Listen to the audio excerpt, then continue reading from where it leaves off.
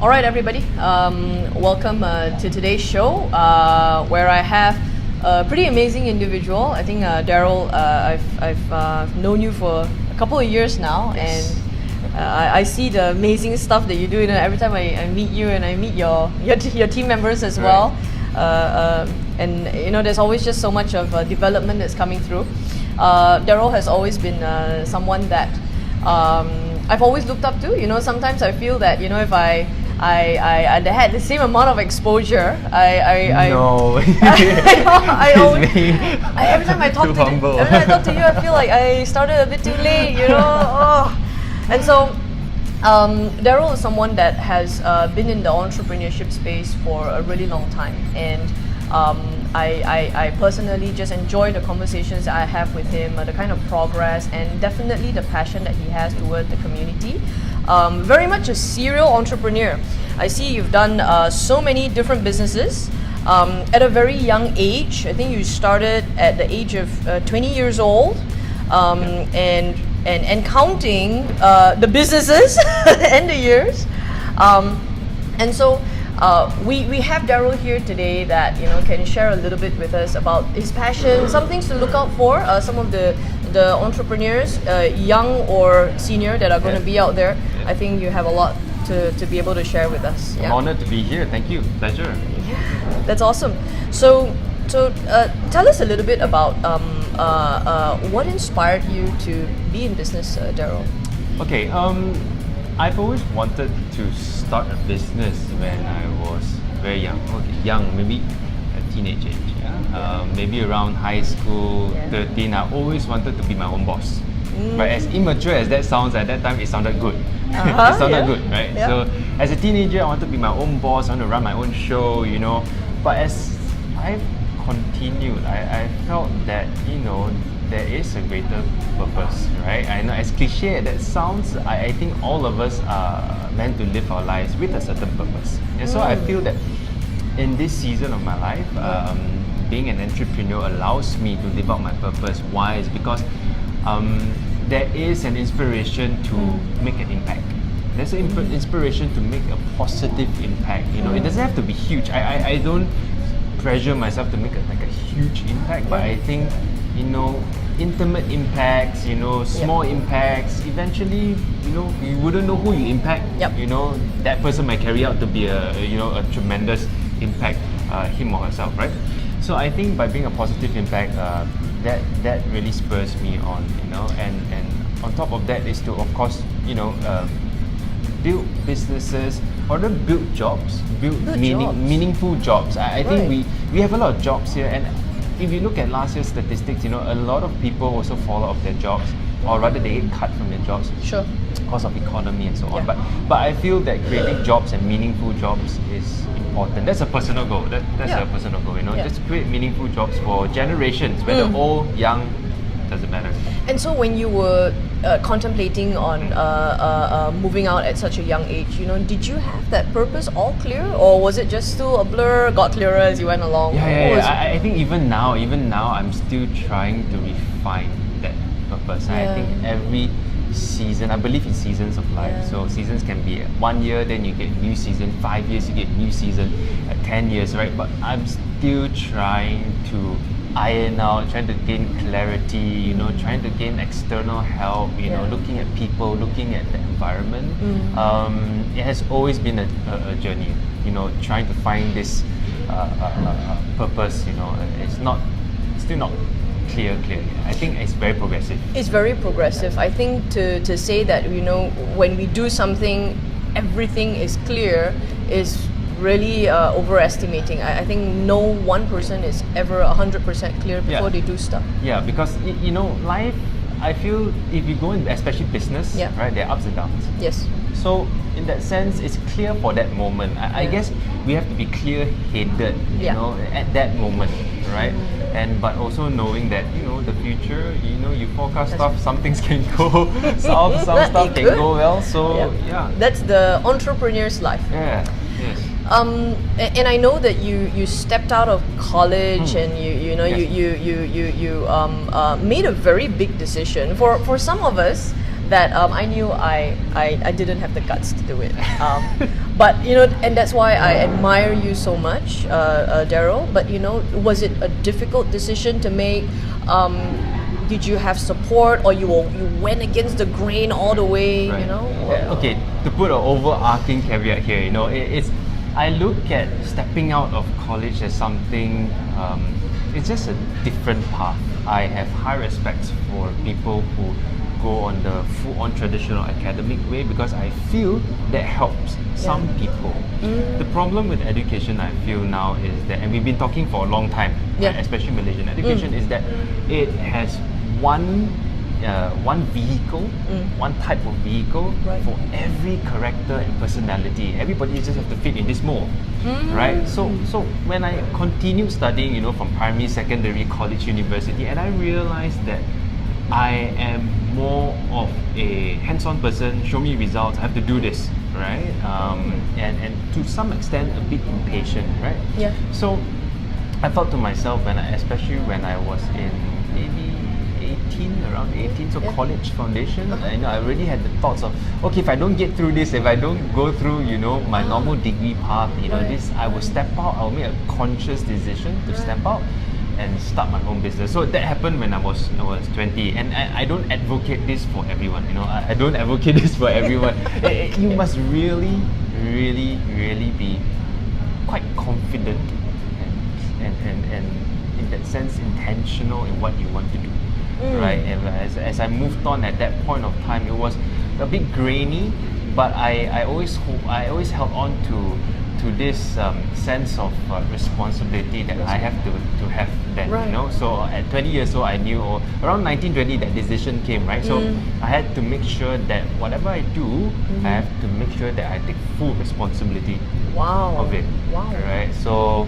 And did you have like all these naysayers? People were saying, "No, Daryl, this is a horrible mistake." And at the same time, you had people that were saying, "This is a very good decision. We support you 100%." But with that, were you in a balance, some kind of pendulum? Yes. So they were naysayers. They were the people that supported us, and I actually don't blame the naysayers, because they say it out of care. Out of love. That's fine, because I guess we've been brought up in a society where we also follow certain rules and certain path, right? That we have to take. Nothing wrong with that. Maybe I'm a bit more, obstructive. I just like to, go, unconventional route. Correct. Unconventional. I always have this saying where I paint a picture. Have you heard of the road less taken? Oh yes. Yeah. So this is a very common literature that we learn in high school. So I always tell people, okay, the road most taken are your conventional jobs. You in engineering, lawyers, doctors. We need all these professions. Correct. Then the one that's less taken, I feel the less taken ones are your really unique jobs. For example, an astronaut. You become an astronaut, an aerodynamic engineer or something. I have a friend who sells tunnel paints. Right, just specific tunnel paints, and you can't really have a conversation because you're very specific. I feel it's less taken. For entrepreneur, I feel there is no road to begin with. So you're not actually taking a road less taken. You're going straight, right? You're building that path. You're building that road. And you wouldn't know at the end whether there's any more grounds to build road. Right. So I feel as an entrepreneur, you don't take either. You actually build your own road. Right. That's what I believe in. I think that expectation then sets in, and then allows me to continue. Right. So if I have that, when people say, maybe what's your plan B or your plan A? Do you have a backup? Do you have backup? Yeah. And I always told them that if I focus on my plan A, if I focus on my plan B too much, right? I spend too much time on my plan B. Plan A will not work. If I spend 80% of my time netting, building the net, the right? net, the net, that will catch me when I fall. 80%, I'm careful, I make sure this net is very, very safe, right? And I spend 20% of my time in plan A. I mean, it doesn't take an astronaut to know which will work out, right? So I had that kind of a mindset, right? So that's how I so-called counter, the naysayers. And I guess to a certain extent, I'm quite, competitive. So I try to prove people wrong in that sense, in a nice way, you know, just Yeah, try to prove to yeah, myself also yeah, that yeah. I can do this. Yeah. And of course, I got people who support me, and I have great people who support me, like my parents, mom, dad, especially my sister as well. So yeah, I got good support. You know, my uncle, aunties. So how did you, and I think I'm asking this question for, you know, all the very young entrepreneurs that are probably watching this video and wondering, you know, is this the right decision? How do I really know? Which one? The stepping out of The stepping out, Building stopping one. college right now, and then, you know, some of them are on this verge of talking to their parents and saying, yeah. "Hey mom, hey dad, I'm Yeah. just really thinking of getting out." Because why I'm asking this is because I had those same thoughts as well. I felt to a certain extent, but I went along with the grain, and so those thoughts came about, but I never had those conversations. But because I always perhaps doubted a little bit of whether I was making the right decision. How do we know if it's the right decision, Daryl? Okay, I think we have to take certain practical steps. So what I did was, may I share a bit more Sure, what I did? sure, yes. So I basically did a lot of research. So very practical, very practical. I Yeah. think let's keep it practical in the sense that I did a lot of research, a lot of due diligence in terms of, okay, if I were to follow the conventional way and study, what would I study? What would I learn? Right? And you can go online right now. You can see so many things you can find so many things online. You know, the things that you will learn in a specific course, the type of syllabus you will be exposed to, the type of colleges and universities that offer it, and how, you know, whether they are well acclaimed or awarded, right? And then I have the part where I drill down to finances as well. You know, okay, if I do this, whether I do a training, whether I do a local, how much do I spend? Is it $500,000? Is it 100,000? You know, so Wow, that's with very that I also practical. do. You know, I also do like, okay, if I don't go through this, I will save how much money? My parents and sisters' money, right? So Right. I'm putting together a pitch. I was putting together a pitch to my parents and to my sister, right? So I did a number of due diligence in this practical ways, and of course I did a due diligence in starting a business. If I start a business, what kind of business? What are the usual paths? This is like 8 years ago, right? So at that point of time, you don't have the startup scene is not a rah-rah scene yet. You know, you don't have mentors yet coming out. You don't have people to really guide you. You just have, you know, you probably have to look to the West, the US, and how they're doing it, right? Which I guess most of my inspiration came from there at that point of time as well. And of course, traditional business, how you do a business model, how do you forecast, and that kind of thing, you know. So I did a lot of due diligence research on that, and then I pitched. I make sure that I had to set my mind to pitch it. So my first ever business pitch was to my parents and to my sister. Right? Probably wasn't done the most professional way, but I still pitched it in the sense that this is my idea, this is what I want to do, and how am I going to, you know, go on this path. I guess that won them 50%. The next 50% I had to really, like earlier on I said responsibility, I really had to work myself day and night, right? So it's hard work. It's really hard work. You have to show it. It's a verb, like it's an active thing, right? You have to really do it, right? So went out there, start my business, get it going, run it, go meet people, do meetings, back-to-back meetings, run, you know, get their details, get their information, you know. So my first business was pretty tough in that sense, but I guess you just have to show that kind of passion, you know. And I think that's one way to be sure. I don't think we should ever jump or rather step out of university or college just because you have that thought or whether it's cool. I don't think, you know, a lot of people think it's cool, but I don't think it's cool at all. It's just a life choice, right? It's which one you want to. These days, I think too many kids or students are just thinking that, you know, entrepreneurship is a cool thing to do. So they're just doing it. Is it herd mentality? They're just jumping on the bandwagon. No. It's easier than ever to be an entrepreneur today. Yes, correct. And because of this mindset, what we call even a Silicon Valley mindset, the coolness, the cool factor, and all that. Wow, get funding, you know. Reality, entrepreneurs cry. Okay, so it's not easy. It's definitely not easy. And to me, not everybody needs to be an entrepreneur. Yeah, I like that. You know, not everybody is meant to be. We need also the managerial levels, the ones that come and born and bred as CEOs, as CFOs, or, you know, be freelancers. You know, anything that you're gifted with. Basically, it's purpose. It boils back to purpose, right? That's a very interesting question, and I may digress a little bit. I'll come back to the story, but do you feel that there are people that are better built as entrepreneurs and people better built as employees? I'm not saying one is better than the other.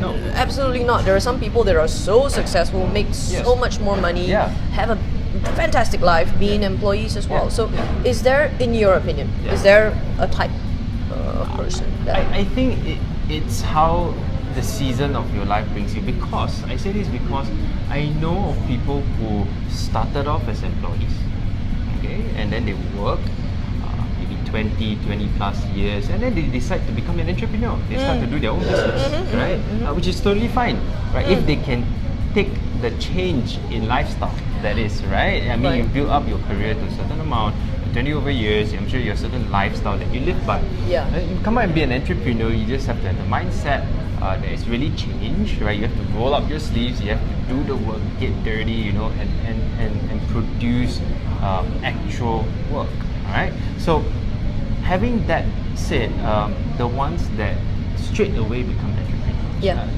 pros and cons, right? For myself, I had not really worked under someone permanently before I started my business. So what I did was I did so-called a bit of a part-time, a bit of project-based type of job. So I took contract works, right? Just to learn out. And because I feel contract works, you do everything. You learn faster. It's like being an entrepreneur. Correct. Right. Correct. So I lend my services in that sense myself and go out there to work. And were you studying back then? You were still studying?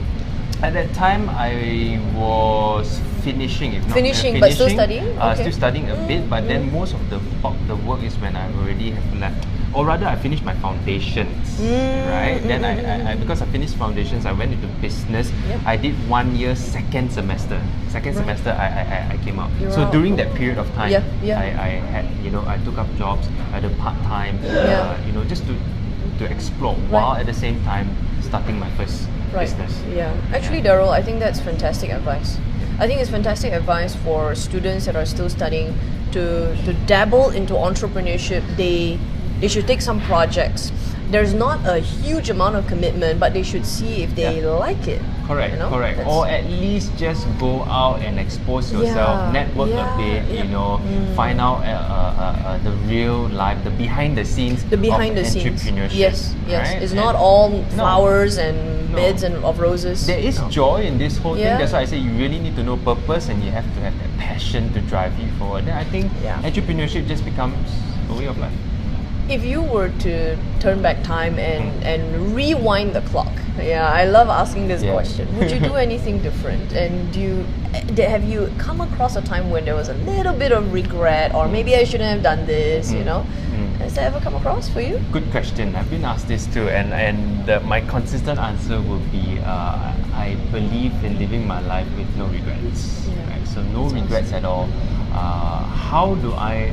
Now, okay, some people say it's impossible to live a life with no regrets. I'm sure you have some sort of regret, but I find that regret only happens if you choose to regret something. So how I counter this is that maybe sometimes I feel that, you know, I could have done that better, but I overpower it with a mindset that is a bit more positive and say certain things are done certain way, the results are certain, in certain results, you know, you produce certain results for a certain purpose. That then equals to how life turns out right now. So I try to live my life with no regrets, and I think I successfully done it. You asked me to turn back time right now, this instant, and do something different. I don't think. That's amazing. I don't think I will change anything. You know, and I like what you said, because I think most of the time when I regret when I don't do enough. Right. Actually, I don't regret doing things. I end up regretting the things that I did not do. But seeing that you work hard, you put your everything in your. What do you have to regret? Exactly. You've done your absolute best. As long as you produce excellent work and throughout your life you're excellent, not asking people to be perfect. Right. I have a very strict rule that I make sure that I don't chase after perfection. The perfection will only lead to more regret, I feel, because there is no such thing as perfection. Like there is nothing that is perfect. Nothing in this world in that sense. yeah. Everything keeps improving. If Yeah. everything keeps improving, means actually nothing has reached perfection, right? There's only our creator, a bigger entity, God, that is perfect, right? If we cannot reach that stage, why are we chasing Why are something we chasing it? that doesn't exist? Doesn't exist. It doesn't exist. And then it's killing us And because it's killing we're you. creating Correct. all this So animosity I'd with rather ourselves. chase excellence. Yeah. Right? Excellence is basically from good to great, and you are taking quicker sprints in life. Right. And then you're just having quicker sprints, quicker reviews. You're not producing to the stage where it needs to be perfect. As Yeah. long as you put your effort, like you said, put enough effort in there, Yeah. produce the work that makes sense. Yeah. That sits well with people. I think that's no regret. You see, there are a lot of people right now that are probably making this decision, and some of them are not necessarily like students. They're Yeah. not. Some of them are inside jobs, and they're saying, I really I wanna jump, But for those people who are watching this video, maybe they could still be in school. What are some advice that you'd give to them? Okay. The first point first, whether you're in school Yep. or whether you're working and you have the thought of, coming out to do your own business or be an entrepreneur, right? Is that whatever age you're in, I don't think there is, again, a perfect age to be an entrepreneur, right? I think that all of us have time. If you're listening to this and you're like, you are high school, you are 60 years old. Yep. My granddad just passed away. He was around 80, I don't know, 80. Till 80, he was still learning, right? At 60 years old, he was learning how to use the computer. So I don't think there's an excuse, right? When you stop learning or when you take that leap to learn something new or take that leap to start something new, right? Right.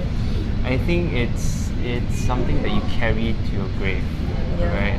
Learning and building of character, right? So, yeah, any point of time, any age, right? I think it's a good age to start. As long, again, if you would watch back, all that has been said, right? Yep. Whether it's your character, whether it's your purpose, whether it's passion, then it's good. But of course, one thing I realized is that at whatever age that we're in, it's important to have family, Support. a support system, and a handful of good friends, right? Good friends that you can trust, or you can be, punching bags to one another. Right? Yeah. Life really is tough, Yeah. right? And when life serves you a bad hand, you need that support system. And through my life, I've seen, quietly, how my family supported me or still supports me, friends, close loved ones who are there to know what I'm doing, in support. They don't complain. As long, people sometimes, support to me is not, you have to be there. I support you, I always encourage you, I send you texts every day. No. Yep. No. Are the ones that also support you quietly and silently, Right. but they don't complain about what you're doing, right? Neither do they envious about what you're doing, but Right. they're there to silently support you, pray for you, simple stuff like that, So I think keeping family, close support, friends Right. are Right. important, especially if you were to make a decision like this. Right. Always get external, External. advice as well. Right. But ultimately, the decision is still yours to make. That is your first decision that you need to make as a entrepreneur. As an entrepreneur, you need to make 1,001 decisions. Sometimes can be right, sometimes can be wrong. You have to live with it.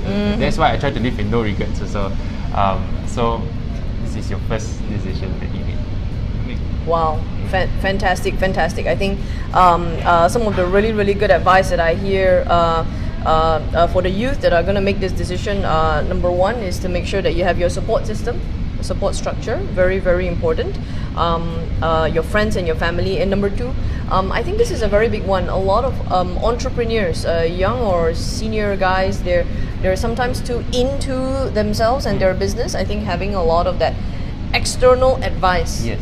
That Yes. is so critical. Yes, and I think gaining external advice is something very humbling. Yes. must have humility.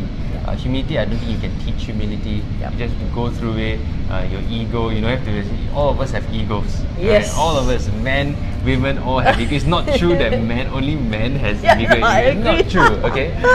It's just the size of your ego. You know. So I guess when we receive outside help, we have to shrink the ego. Yeah. And shrink it down. Yep. And accept the advice that's coming in. Yeah. Work it out, Yeah. do some Yeah. review on the advice, consolidate it, and then make your decision from there. One thing that I completely agree everything you just said, but one thing that I learned with business is it's very humbling. Yes. You come out here and this, I'm gonna conquer the world, and then Yeah. after a while it's very humbling. Yeah, behind the scenes again. Behind the right? scenes It's again, humbling. Correct. Okay.